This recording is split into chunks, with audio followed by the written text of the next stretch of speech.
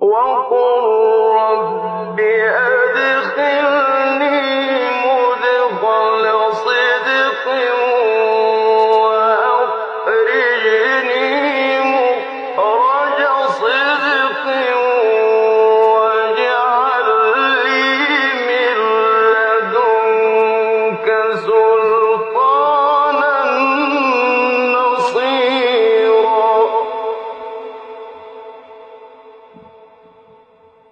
Chers frères et sœurs, Allah tabaraka wa ta'ala nous dit Walillahi al-asma'ul husna. À Dieu appartiennent les noms les plus beaux. Fad'uuhu biha. Invoquez-le par ces noms. Wadharu alladhina yulhiduna fi asma'ih. Et laissez ceux qui profanent ces noms, ils seront rétribués pour ce qu'ils ont fait. Nous avons pris l'habitude de temps en temps, à travers ces prêches du vendredi, de mettre un focus sur un des noms sublimes d'Allah tabaraka wa ta'ala. Et souvent on ramène un terme, un nom d'Allah Azza wa Jalla, et on essaie de l'étudier. Et c'est le rapport que nous devons avoir avec tous les noms sublimes d'Allah tabaraka wa ta'ala. Nous devons comprendre leur définition, leur sens. Et nous devons comprendre leurs étendues au niveau de notre vie, au niveau de ce qui nous entoure. Et la troisième chose, nous devons intervenir avec ces noms-là. Quel est l'impact que ces noms-là vont laisser sur notre comportement, sur nos attitudes, sur notre état d'âme, sur notre éthique. Si un nom ne laisse rien dans ton cœur, un nom d'Allah Azza wa Jalla, tu le connais, tu l'as appris, tu as compris son sens, mais il ne t'a pas influencé positivement, il n'a pas augmenté ta foi, il n'a pas changé ton attitude vis-à-vis de Dieu ou vis-à-vis de ses créatures, c'est que ce nom-là, tu n'as pas compris quelle est l'interaction que tu veux avoir avec lui. Et nous allons, à travers ce prêche, et celui qui lui fera suite, Inch'Allah, nous focaliser sur un de ces noms-là. Il s'agit du nom Al-Wahhab, qu'on peut traduire par le dispensateur par excellence, ou le grand donateur. Et ce nom-là n'est pas pareil que Razzaq. On a déjà expliqué ce qu'est Ar-Razzaq, le pourvoyeur. Il y a une nuance entre les deux noms. Le sens de Razzaq, c'est un sens qui est plus large. Tous les bienfaits qu'Allah peut te donner, tous les avantages qu'Allah peut te donner, ça s'appelle Ar-Rizq. Mais Rizq, il peut être positif comme il peut être négatif, comme il peut être un test par lequel Allah Azza wa Jal est en train de t'éprouver. En revanche, lorsqu'on parle de Al-Hiba, Al-Wahhab, c'est celui qui te donne exclusivement du bien, et pas n'importe bien. Un bien que auquel tu ne peux parvenir par toi-même. Un bien qui peut paraître inaccessible. Et un bien dont il n'attend aucun retour, et un bien que tu ne mérites pas forcément. Et c'est pour cela qu'il y a cette distinction entre le Wahhab et Ar-Razzaq. Dans la langue arabe, lorsqu'on parle de l'hiba, c'est pas pareil que l'atiya ou bien le minha. Ces deux termes-là, le minha, l'atiya, ils ont un sens beaucoup, la donation ou la dotation, ils ont un sens un peu large. Al-hiba, qu'on peut quand même traduire par la dotation, elle a un sens beaucoup plus restreint.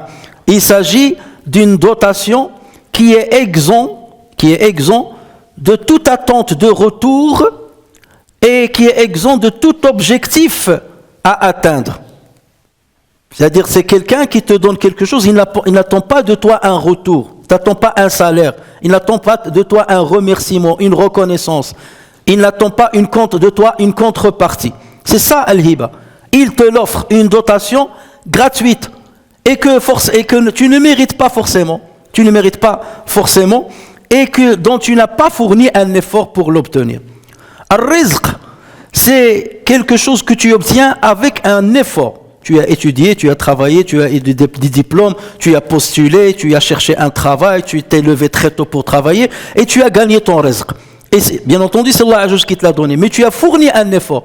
Tu t'es engagé dans le domaine de causalité pour parvenir à ce rizq. En revanche, lorsqu'on parle d'une hiba, ça c'est une dotation et pour laquelle tu n'as pas fait d'effort. Allah Azza wa Jal t'a fait une dotation d'un enfant pieux. À de la piété, t'as beau la construire comme tu veux, c'est pas toi qui vas la donner. Combien de personnes sont pieuses dans leur comportement et leurs enfants ils sont complètement égarés. Nuh alayhi salam, on en a parlé il y a quelques semaines. Un parmi ses fils n'a pas voulu rejoindre la religion de vérité et il fut parti des noyés lorsqu'il y a eu le déluge. Et on a vu Ibrahim alayhi salam, son père il a tout fait pour son père, mais son père était égaré.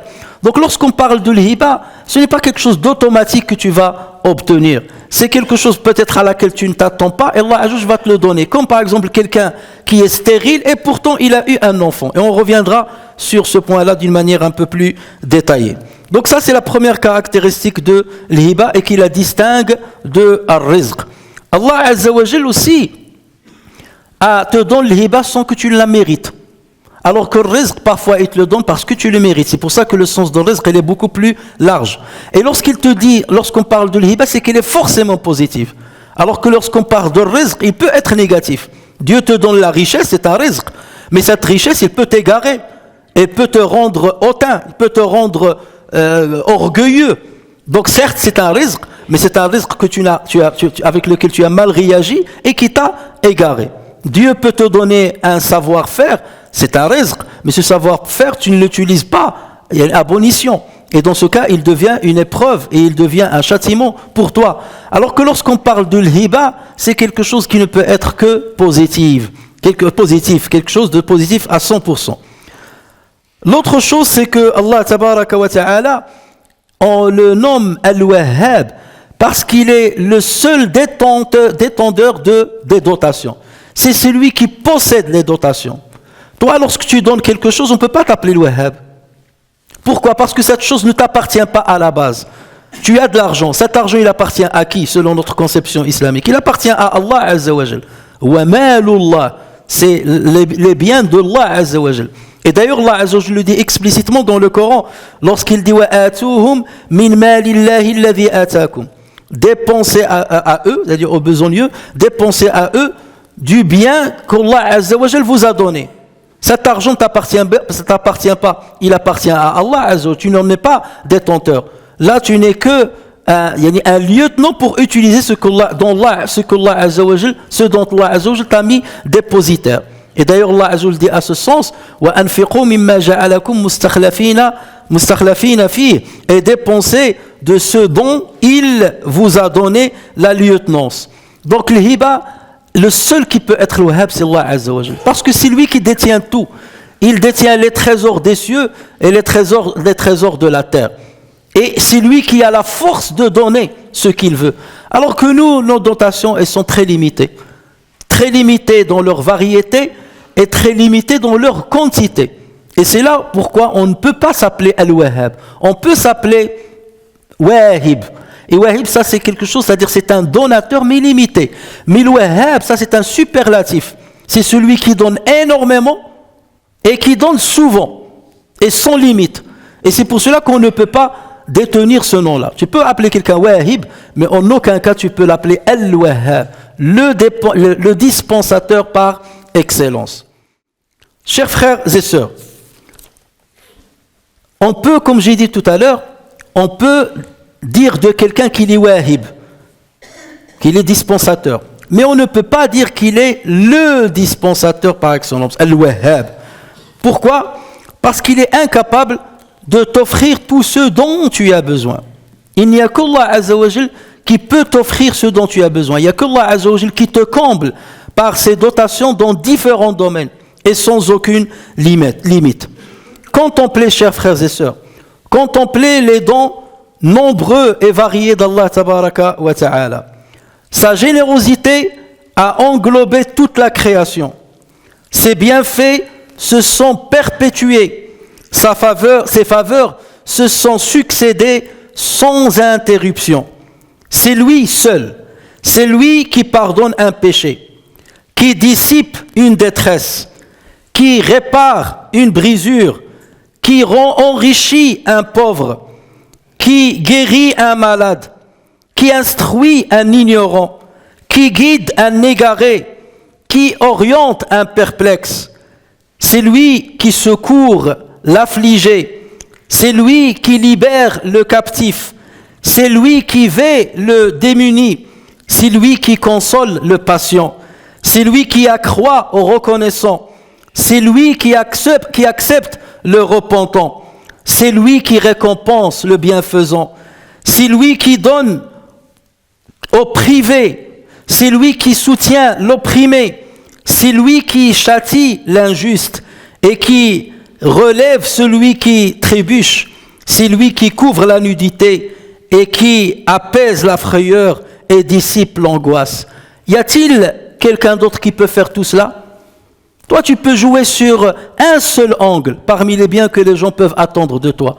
Tu lui donnes un peu d'argent pour un peu limiter son indigence ou limiter sa pauvreté. C'est ce que tu peux faire. Mais as-tu le pouvoir de guider, d'orienter, d'apaiser, de vêtir, de guider, de faire tout ce que on vient de citer? Tu es incapable de le faire. Voilà pourquoi on ne peut en aucun cas te qualifier de Al-Wahhab. Ce terme-là et ce nom-là est exclusif à Allah tabaraka wa ta'ala. Et regardez ce qu'Allah Azza wa Jal nous dit dans Surat An-Naml. Dit, il s'adresse à Mohammed sallallahu alayhi wa sallam, dit louange à Allah et paix sur ses serviteurs qu'il a élus. Lequel est meilleur? Allah ou bien ce qui lui associe, ce que les autres associent à Allah Azza wa Jal? Lequel est meilleur? Allah ou ce qui lui associe? N'est-ce pas lui qui a créé les cieux et la terre et vous a fait descendre du ciel une eau avec laquelle nous avons fait pousser des jardins pleins de beauté? Vous n'étiez nullement capable de faire pousser leurs arbres. Y a-t-il donc une divinité avec Allah? Non, mais ce sont des gens qui lui donnent des égaux. N'est-ce pas lui qui a établi la terre comme lieu de séjour, placé des rivières à travers elle, lui a assigné des montagnes fermes et établi une séparation entre les deux mers? Y a-t-il donc une autre divinité avec Allah? Non, mais la plupart d'entre eux ne savent pas. N'est-ce pas lui qui répond à l'angoissé quand il l'invoque et qui enlève le mal et qui vous fait succéder sur la terre génération après génération? Y a-t-il donc une autre divinité avec Allah? C'est rare que vous vous rappeliez. N'est-ce pas lui qui vous guide dans les ténèbres de la terre et de la mer et qui envoie les vents comme une bonne annonce précédant sa grâce? Y a-t-il donc une divinité avec Allah? Allah est très élevé au-dessus de ce qui lui associe. N'est-ce pas lui qui commence la création, puis la refait et qui vous nourrit du ciel et de la terre? Y a-t-il donc une divinité avec Allah? Dit, apportez vos preuves si vous êtes véridiques.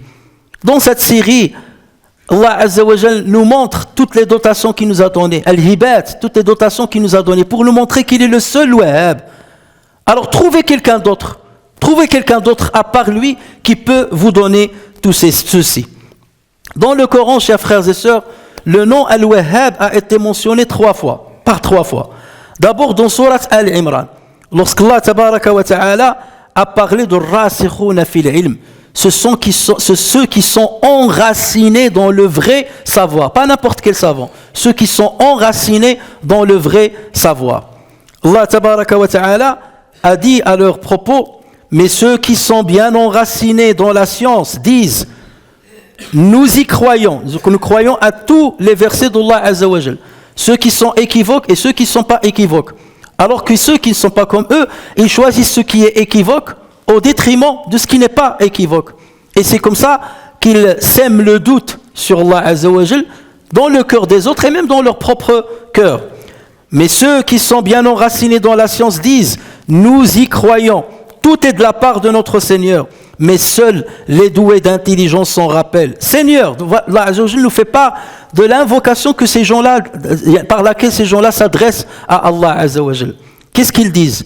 Seigneur, ne laisse pas dévier nos cœurs après que tu nous aies guidés et accorde-nous, hablana, voilà le terme le wahhab, hablana, accorde-nous ta miséricorde, hablana min ladunka rahma, innaka antal wahhab, certes c'est toi le grand dispensateur, le dispensateur par excellence, innaka anta al-wahhab. Quand est-ce qu'ils ont cité ce nom-là?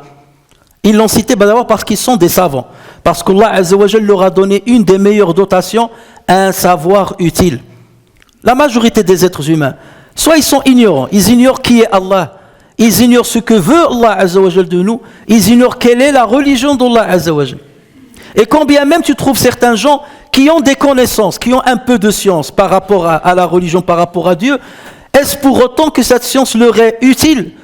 Est-ce qu'ils œuvrent conformément à cette science? Combien de personnes possèdent le savoir, mais il est à des années-lumière dans sa pratique religieuse en comparaison avec le savoir qu'il a?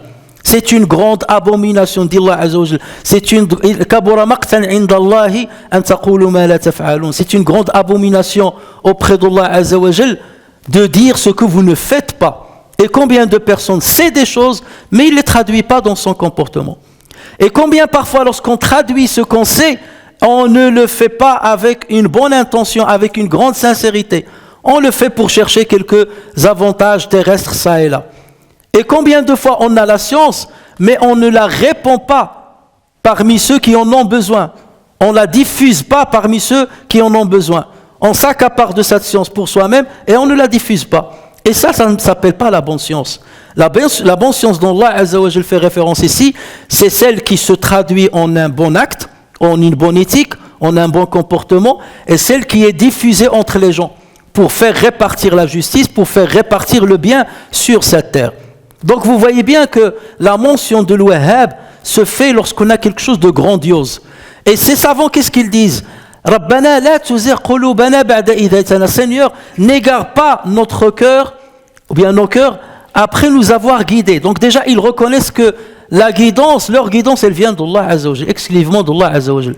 Et non pas de la science qu'ils ont acquise, ou de l'effort qu'ils ont fourni pour l'acquérir.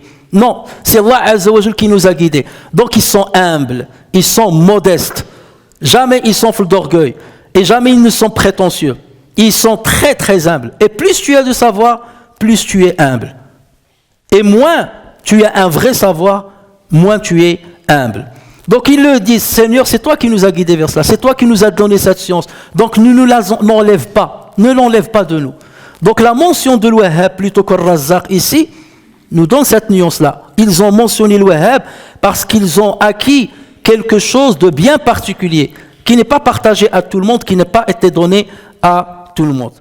Le deuxième endroit, chers frères et sœurs, dans lequel Allah Azza wa Jal a mentionné le nom Al-Wahhab, le dispensateur par excellence, c'est au début de Surat Sad, lorsqu'Allah Tabaraka wa Ta'ala a réprimandé les polythéistes de Quraysh qui n'ont pas accepté que Muhammad sallallahu alayhi wa sallam soit un prophète. Ils ont dit pourquoi c'est cet homme-là qui va être envoyé, pourquoi c'est cet homme-là qui va bénéficier de la prophétie. Il y a parmi nous des gens de grande famille qui auraient pu bénéficier de cette dotation. Et c'est dans ce contexte-là qu'Allah tabaraka wa ta'ala a posé une question rhétorique en disant « Am indahum khaza'inu rahmati rabbika al-aziz il-wahhab » Ou bien détient-il, c'est mécréant, ou bien détient-il les trésors de la miséricorde de ton Seigneur, le puissant, le dispensateur par excellence. Le puissant, le dispensateur. Voilà le terme Wahhab. Al-Aziz, Al-Wahhab. Donc ici, vous voyez qu'il est, Allah Azza wa Jal, en train de parler de la prophétie. Cette prophétie, Allah Azza wa Jal l'a consacrée à Muhammad sallallahu alayhi wa sallam. Il l'a élu, il l'a choisi parmi toutes les personnes de son époque et il l'a choisi pour qu'il soit son prophète. Et il lui a fait cette dotation. C'est une grande dotation. C'est une immense dotation. C'est un grand bienfait. Et lorsqu'on parle tout à l'heure, on a parlé d'un savoir utile, là aussi c'est une grande dotation. Donc vous voyez, c'est toujours dans un contexte d'une grande dotation qu'Allah tabaraka wa ta'ala a mentionné le nom de Al-Wahhab. Et il l'a couplé avec l'Aziz, le puissant. Parce que pour donner, il faut avoir de la puissance. Pour donner, il faut avoir de la puissance. Aujourd'hui, si tu n'as pas de puissance, même si tu possèdes, tu ne peux rien donner. Et tes dotations seront limitées, aussi bien dans l'espace que dans le temps. Le troisième endroit où Allah Azza wa Jal a cité, a mentionné le nom de l'Wahhab, il l'a mentionné par la bouche de Sulayman alayhi as-salam. Allah Azza wa Jal nous a fait part d'une invocation que Sulayman alayhi salam a faite. Et dans cette invocation, Sulayman alayhi salam a dit « Rabbi, ghfirli wa habli mulkan la yanbaghi li ahadin min ba'di innaka antal wahhab » Seigneur, pardonne-moi et fais-moi don d'un royaume tel que nul après moi n'aura de pareil. C'est toi le grand dispensateur. C'est toi le grand donateur. Donc ici, Sayyidina Sulayman a utilisé le terme de l'Wahhab parce qu'il a demandé quelque chose de grandiose. Quelque chose qui est inaccessible par quiconque. Qu'est-ce qu'il lui a demandé? Je te demande une royauté que je sois roi, mais pas n'importe quelle royauté, une royauté dont personne après moi ne peut avoir, ne peut acquérir. Et Allah Azza wa Jal lui a attribué cette royauté au point qu'il maîtrisait les humains, qu'il maîtrisait les djinns, qu'il maîtrisait les animaux, qu'il comprenait le langage des animaux. Une royauté dont on ne verra jamais pareil dans cette existence-là. Même le prophète Mohammed sallallahu alayhi wa sallam n'a pas eu cette royauté. Allah Azza wa Jal a répondu à son appel parce qu'à la fin de l'appel, il a cité le nom Al-Wahhab. Alors que c'est quelque chose qui peut paraître inaccessible. C'est là où il a utilisé le Wahhab. Tu ne peux pas venir et dire Ya Rabbi, Seigneur, donne-moi 1000 euros par mois, Ya innaka anta al-Wahhab. Le Wahhab, tu lui dis pour quelque chose d'inaccessible. Seigneur, je suis marié depuis 40 ans, depuis 20 ans, j'ai pas eu d'enfant. Habli, là tu parlais de Wahhab. Quelque chose d'inaccessible, quelque chose à laquelle que j'ose même pas imaginer. Donc là tu t'adresses à Wahhab. Parce qu'il n'y a que lui qui peut me donner ça. Tu es dans une maladie, tu as une maladie, et les médecins et tout le monde t'ont dit aucune chance pour toi. Aucune chance. Dans quelques mois, dans quelques semaines, tu vas mourir. Et là, Rabbi shfini, wa habli sihhatan wa afiya, innaka anta al-Wahhab. Accorde-moi une guérison, accorde-moi une bonne santé, parce que tu es le Wahhab. Contredis ce que disent les autres, les soi-disant sachants. Contredis-les, parce que tu es le Wahhab. Il n'y a que toi qui peux donner ça. Donc vous voyez, les trois contextes dans lesquels Allah a cité le mot Wahhab sont en rapport avec trois dotations qui sont extraordinaires. La prophétie, une royauté utile et un savoir ancré, un grand savoir utile. Et ce sont ces trois dotations qui permettent à l'individu d'être influent sur énormément de gens. Le prophète influence énormément de personnes. Le roi juste influence positivement énormément de personnes. Et le savant juste et le savant qui pratique ce qu'il sait, il influence énormément de personnes. Donc voici les trois contextes dans lesquels le terme Al-Wahhab a été mentionné. Et il y a d'autres choses qu'on peut dire sur ce sujet-là. On laissera ça pour le prêche suivant, Inch'Allah Azza wa Jalla.